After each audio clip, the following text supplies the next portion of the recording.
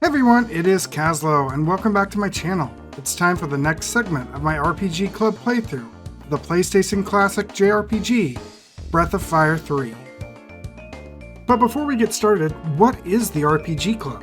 I've been an avid listener of the podcast The RPG Years, and its predecessor podcast The RPG Golden Years, and RPG The After Years. The podcast focuses on RPG reviews and news. They regularly do a community event known as the RPG Club. Imagine a book club, but for RPGs. They break up a community-chosen RPG into digestible chunks, usually about 5 hours, and discuss those segments every 2 weeks like a book club. If you want to check out the RPG Years, you can find a link in the description below. At the end of the last section, the party received their passports and were ready to set off to Angel Tower in the east. However, first, they need to sneak Nina through the checkpoint because she's still supposed to be at the castle. This turns out to be super easy, barely an inconvenience, as Gar just claims she's his daughter.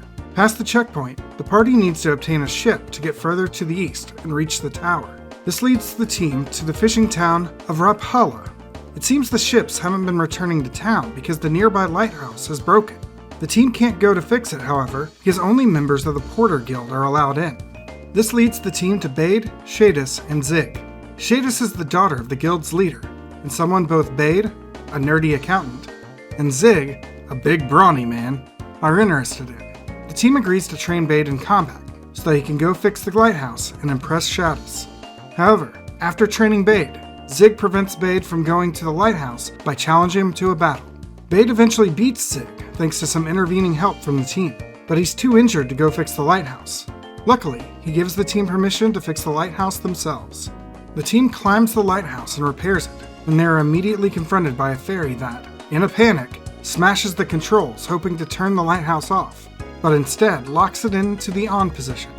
She demands the team come visit her people in their secret village. At the fairy village, the team learns that a monster forced them to turn off the lighthouse, or else he would eat them. This turns out to be an evil dolphin. After defeating the dolphin, the fairies thank you, and the team heads back to Rapala, where they learn the ships still haven't returned, but are granted permission to use a special path through the volcanic Mount Zublo. While traveling through Zublo, the party is confronted by an old man, Gishin, who is trying to prevent people from reaching Angel Tower. The team quickly dispatches Gishin and his pet lava snakes, and exits the volcano. Before heading to Angel Tower, the team stops in the nearby village of Urkin Tapa to get the blessing of their elder to enter the tower. Doing this, you learn that Gar is a guardian of the village, charged by their gods to protect them. The team enters Angel Tower, a tall ziggurat that the team enters from the top. Inside, after using Gar to solve several puzzles, Gar asks the team to leave the final room to he and Ryu. Inside, Gar reveals that his job as a guardian was to kill the dragons of the world, and the room lightens up to see a field of dragon skeletons. He then attacks Ryu, who eventually beats him. After the battle, Ryu refuses to finish Gar off, and is infused with the power of his ancestors, turning him into a giant Kaiser dragon. He flies off through the ceiling, which begins to cave in. And that's where we leave off for this section.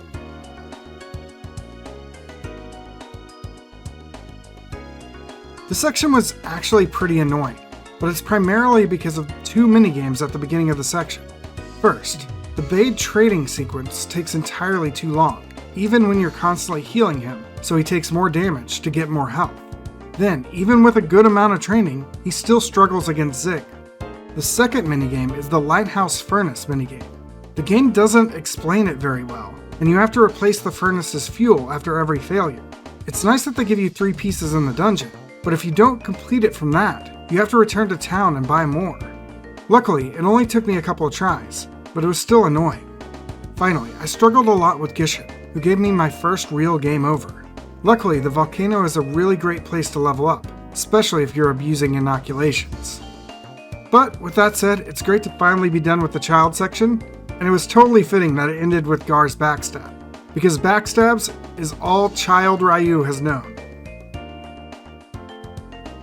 And that's it for this segment of the Breath of Fire 3 RPG Club. If you want to follow along, be sure to hit that subscribe button to see new videos when they are posted. Additionally, if you want to check me out elsewhere, I have links to my Twitch, Twitter, and Discord in the description below. See you all next time.